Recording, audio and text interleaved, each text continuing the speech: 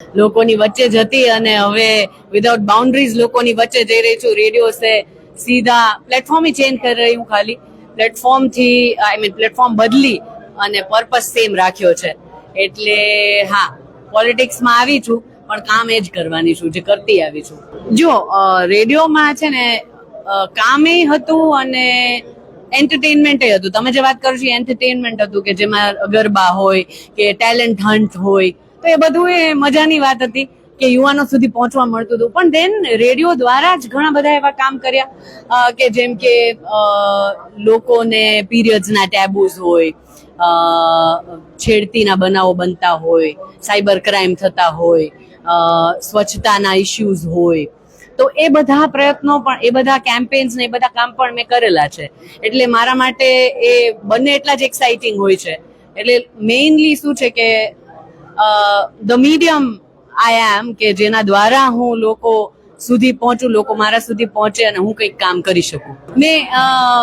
મને આનંદ થયો. હું હાલમાં જ માં બની છું, તો મને હંમેશા એ લાગ્યું છે કે એ મારી વીકનેસ નથી, એ મારી સ્ટ્રેન્થ છે. મને એવું લાગે છે કે મને એ વધારે કામ કરવાનો જોશ આપી રહી છે. એટલે મેં 6 મહિના પછી રિઝ્યુમ કર્યું છે કામ, પણ મેં ક્યાંક કામનો વે, પ્લેટફોર્મ ચેન્જ કર્યું છે. હું કામ તો કરતી જ આવી છું અને મારા બાળકને લાગવું જોઈએ ને કે ભાઈ મારી માં દમદાર છે.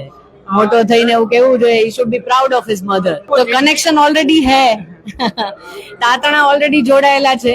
અને હું રાજકોટ આખાને અત્યાર સુધી મારું પોતાનું કરતી હતી અને હવે હજી એ જ કરવાની છું, પણ ધીરે ધીરે શરૂ કરવાની છે. એટલે પહેલો કદમ મારો આ છે, વોર્ડ નંબર 10, અને ખૂબ આનંદ આવવાનો છે લોકોને મળીને અને લોકો માટે, ત્યાંના લોકો માટે કામ કરીને.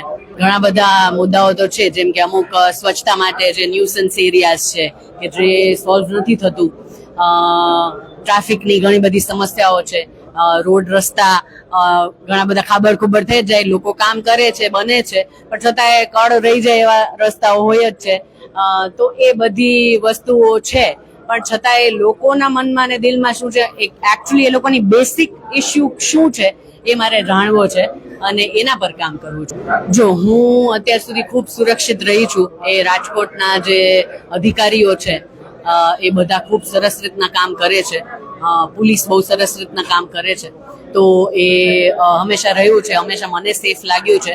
અને આગળ પણ જે વિમેન છે, હું અત્યારે એ જ કહેવા માંગુ છું કે જો હું માં બની છું 6 મહિના પહેલા અને હું મારું નવું નજરાનું કે નવું મારું ડગલું ભરવા જઈ રહી છું ને હું આ કામ કરી શકું છું, તો દરેક મહિલા જે છે એ ઘરમાં બેસી રહે એમાં કંઈ ખોટું નથી. ઘરનું પણ મેનેજમેન્ટ કરવું એ બહુ જ ઊંચી વાત છે, પણ છતાંય એના જે સપના હોય કે એને જે કરવું હોય એ ડેફિનેટલી કરે. એના માટે એક સ્ટેપ તો લે, પછી આગળ જોયું જશે, પણ એક સ્ટેપ તો એ પોતાના સપના તરફ મૂકે એવી મારી ઈચ્છા છે અને હું એનો દાખલો બનવા માંગુ છું. હાર જીત મેં એકચ્યુઅલી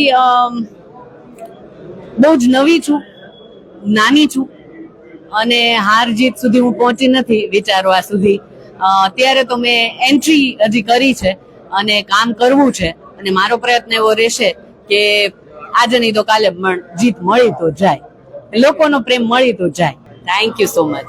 સાંજ સમાચાર ફેસબુક પેજને લાઇક કરો, વિડીયો શેર કરો અને વધુ વિગતવાર સમાચાર માટે sanssamachar.net વિઝિટ કરો.